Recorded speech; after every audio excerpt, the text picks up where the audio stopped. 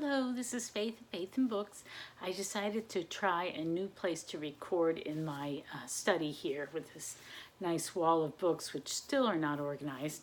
And also maybe if I record here, I won't have the same danger of dropping books, which I seem to do quite a lot in these recordings because I don't have anything set up where there's a lot of table space where I can stack books.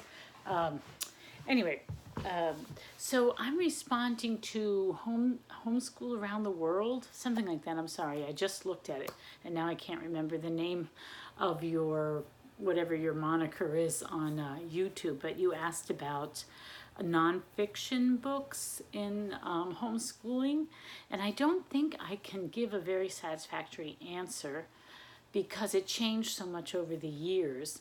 For instance, in history, I had a really hard time ever being satisfied with good history books. So the thing that was sort of the accepted practice was to have a spine, what they called a spine, which was sort of a narrative text that you would read aloud, and then you would sort of branch off from that and read books on particular subjects or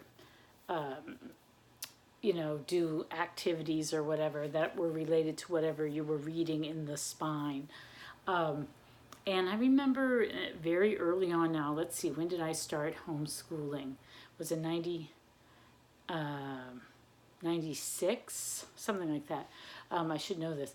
But I remember it was before Susan Weiss Bauer came out with her Story of the World series. Just before then. When did she publish these? She published this. Doesn't say. Where is it? This is copyright 2001, but I know they came out earlier than that. Well, anyway, I can't find it. Anyway, so the two popular history spines at that time, when I was initially starting, was The Story of Mankind by, I think, Henrik van Loon or something. And then there was another one by the guy who started Calvert School over in Baltimore. That school was sort of the original homeschool curriculum provider. They had a day school, but then they had all this curriculum and books that they would send to missionaries and people whose family, for whatever reason, they moved a lot or their kids couldn't attend school for some reason. And so that was kind of the original homeschool curriculum provider. And they had a book called A Child's History of the World, I think. And I tried both of those. And the Van Loon, so, they were written like in the 20s, I guess. And it's funny because right now I'm just reading The Rise and Fall of the Third Reich. But at that time, the theory of race was really, really prevalent. And it was sort of the accepted way. And both those books really reflect that. So they talk about the red man and the yellow man and the brown man. And I had so much trouble with it. And it was obviously told from a Eurocentric point of view. So I just had trouble with them. I mean, if I was just reading it on my own for interests, but to use it as something to teach my kids, you'd have to edit on the fly as you were reading because you would realize it was about to say something that you really didn't want to impart to your kid. And so I sort of gave up on both of them. Now, I think Calvert School revised it and they've edited it and brought it up to date. So it doesn't have that, but at the time that I started out, I had the older edition. Just wasn't happy with it. Also, both those books really reflected a Protestant point of view, whereas I'm Catholic, and so if you're Catholic, you have problems with both the Protestant kind of dominant history that we accept and also secular. So, but then if you go to the Catholic books, which then I tried to do, but they react a little bit too much, and they're I thought they were over the top, kind of Catholics good, everybody else evil. often. And so I didn't like them either. And I'm in a mixed marriage. My husband's Jewish, so I never could find, or it took a long time for me to find resources that I liked. So I wound up abandoning having a history spine. I mean, I would try different ones for different years, and it would never last. And what we wound up doing was just reading good books about topics we were interested in. So, for instance, if we were interested in, like, say my kids had been we listened to a lot of audiobooks.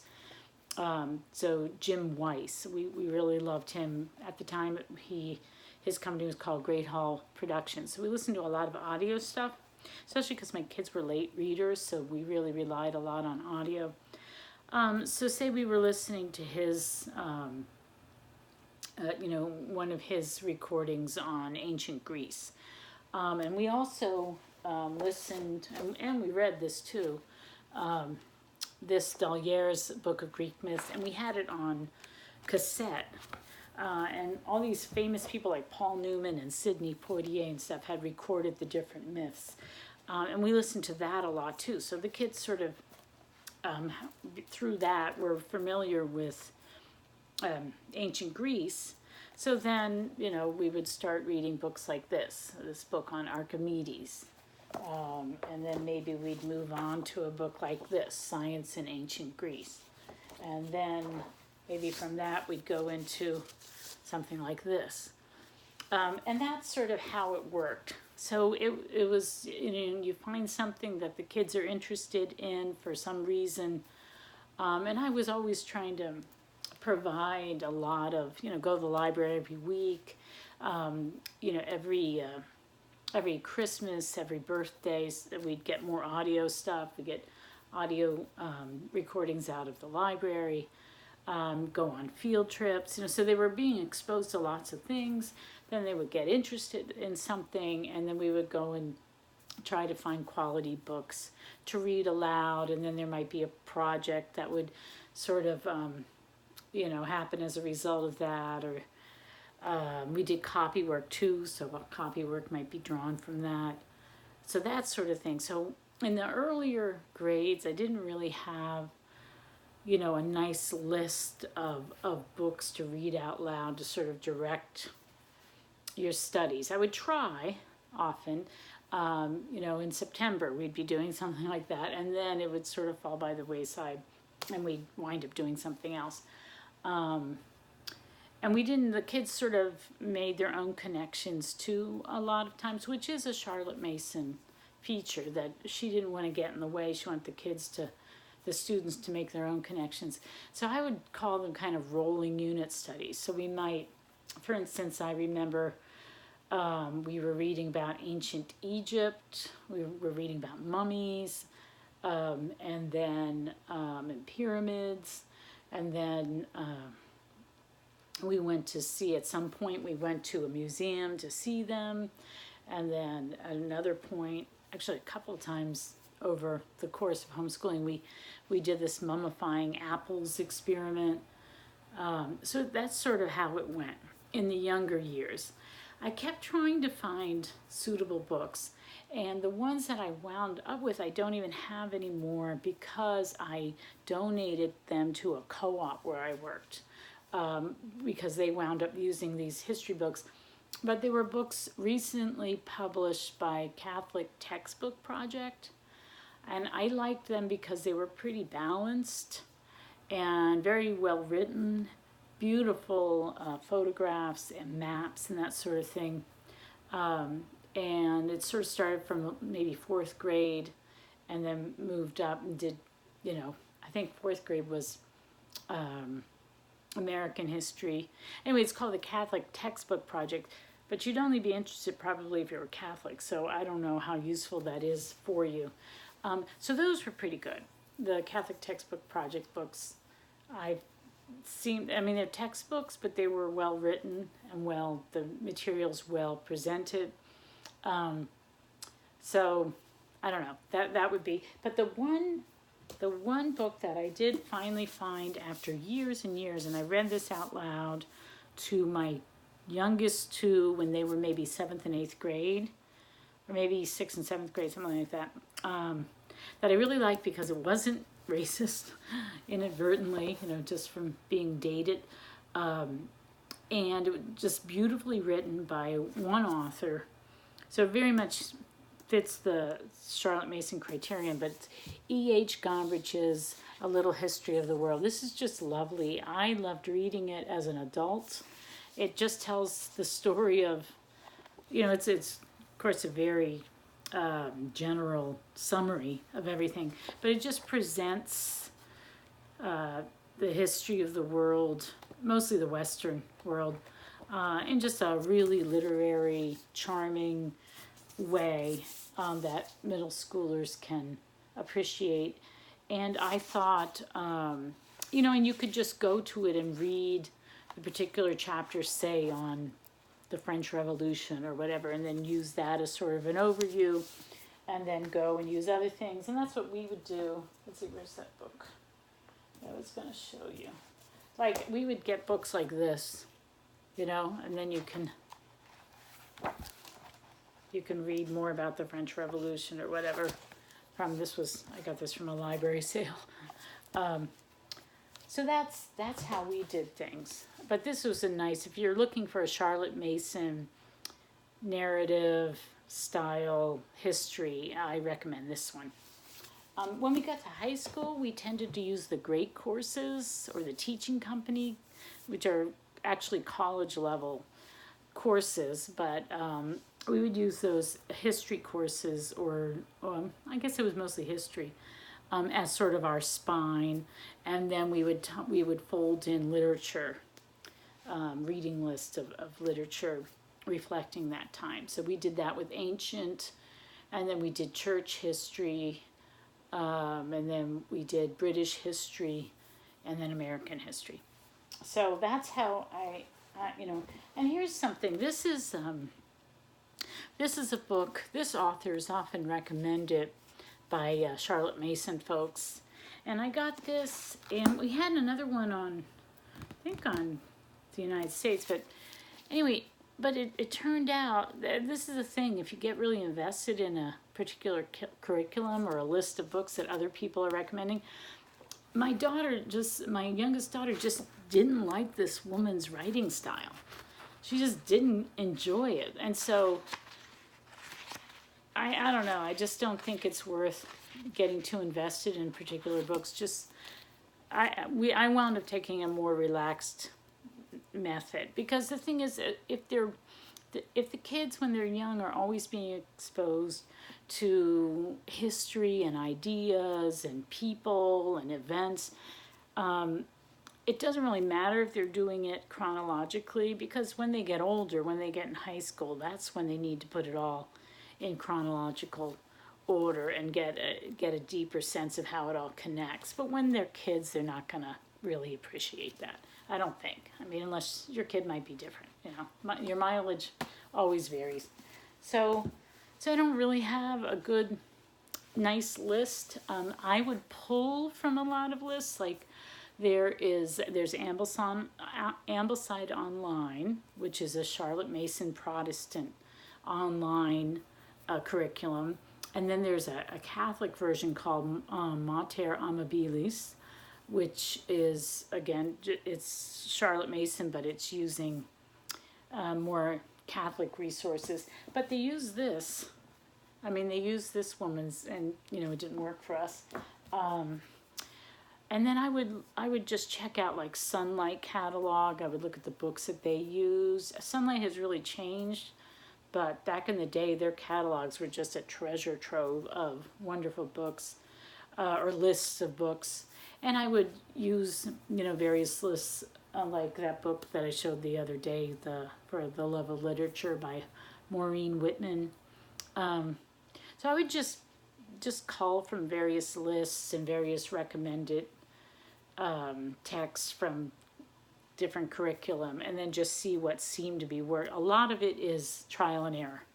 I mean, my family just nothing ever worked. I could never just go get a curriculum and sit down. And one thing, I was dealing with dyslexia and LDs, So it just didn't work. But also, I remember with my oldest daughter, this when the light bulb went off, I had decided that we were supposed to be learning Roman history. She hated Roman history at the time. She hated it. And what she wanted to learn about was Harriet Beecher Stowe and Harriet Tubman and about slavery. That's what she was interested in. I remember one time I was trying to insist on her learning about something Roman, and she just wasn't engaged at all. And I thought, why am I pushing her? She's really in. She wants to go sneak off and read this book on Harriet Beecher Stowe. You know, it's just dumb that I'm forcing this on her. And so that was sort of a wake up moment where I realized that, you know, forced learning doesn't take. Whereas if kids are genuinely interested in the topic, they're going to absorb it in a much deeper and often surprisingly deeper and broader way than you would even expect. You know, they'll go beyond whatever the scope and sequence is on that particular topic, and they'll delve really deeply into it. So I'm sorry, I don't think I'm very helpful. For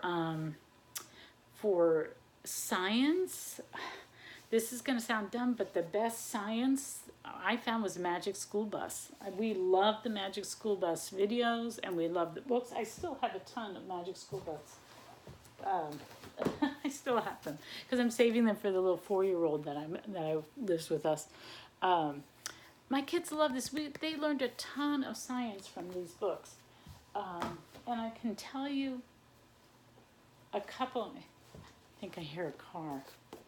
I'm waiting for the 4-year-old to get back from a birthday party, so I better stop talking. But what time is it? Oh, 16. Okay. 2 of our favorite science books for when the kids were little was this one book, Children of Summer, about Jean, what was his name? Henri Fabre's, the scientist, the French scientist who did so much work with insects. This book was fantastic. We loved it. So I highly recommend that, and I think it's out of print. It's by, I would look for it, Margaret Anderson. Yeah. Highly recommend this book. The other one that we really liked, and it was the only one we liked out of the series. This is a Christian publisher, John Hudson Tyner, and he did a whole series of exploring, you know, he did exploring chemistry, exploring whatever. And the other ones, I got them and we never really took to them, but this one was fascinating. The History of Medicine. My kids loved this book.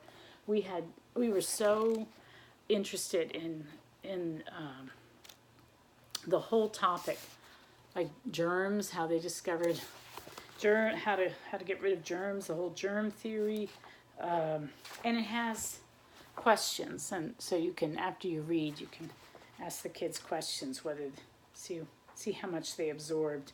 But my kids absolutely loved this. Another book, and I can't find it, was a book called The Mystery of the Periodic Table, and that was really interesting about how they discovered all the different elements and figured out how to sort of predict what they were going to discover through the periodic table. And then we read this book along with it, and that was a fun kind of grade school introduction to chemistry. And this, we even did a few of these. I was terrible at doing hands-on stuff. This had a lot of hands-on activities. I could never get all the materials together. It was very rare, like 1 out of 10 times I would actually get it together. That's why I like to be in co-ops, because that would force me to get my act together. So we often did science with a group, like a couple times a month or something, because that way it would actually have to get done. Anyway, we did like these kind of books. So I'm sorry, I don't think I'm very helpful in math for the younger years. There's so much math literature out there, just fun, beautiful picture books. And if you go to a website called Living Math, just Google that. I'm not sure if it's livingmath.net or what it is, but it doesn't have the same extensive list that it used to have. But if you click on the Amazon Reader, you can get lists of books. I seem to have given away a lot of those books, but I have some here. Let's see. My kids love this book, How Much is a Million? That really helped them picture, just how huge these numbers are. This is a gorgeous book by Demi, One Grain of Rice. What did this teach? I think it's like exponential numbers or something. I'm not sure what that is. Let's see. My kids also love this one, G is for Google. And I remember with each kid, when they got to a certain age, we had this easy reader called Ben Franklin and the Magic Square. Ben Franklin and the Magic Square. And I would read that book to them, and then we would make a magic square and figure that out. So that was fun. And I had another easy reader like Even, Steven, and Odd Todd or something. When they're really young, you're teaching them even and odd. And I got a couple of the books that I think there are more now in the series, but I just got the first couple of them that came out. I think one's called What's Your Angle, Pythagoras? And another one's called Circumference and the Something of Pi or something. They're really clever picture books that just present math concepts. So I would just go to the library and try to get fun books like that introduce concepts. And then, we were pretty unschoolish. Sometimes we would do some lessons, but not very consistently. But the kids did have sort of a math station at the end of our kitchen counter where we had a big jar of pennies that they could use to stack up. And my husband said that they could get an allowance once they could identify all the coins and knew what 25 cents was and that sort of thing. And what else do we do? Oh, and my kids love to measure things. They learned a lot from measuring. They had measuring tapes. They would draw outlines, chalk outlines on the driveway of themselves, and then go out and measure how long their, arm span was, and that sort of thing. And I bought a nice scale. It was a good investment because the kids would just weigh everything. This apple is bigger than this apple. How much more does it weigh? They would just do it for fun. And then the scale, you could switch back and forth from metric to the American or whatever you call it. And so they would do that all the time. And playing with calculators. And we listened to Schoolhouse Rock for multiplication rock. That's basically how they learned the multiplication. So we did all that, and then we didn't really get really formal with it until about 7th grade. And then we just used Saxon. So I don't know, I don't think I'm much help. So sorry about that, and I'm sorry I'm talking so long again. So, that is what it is. Sorry. Bye.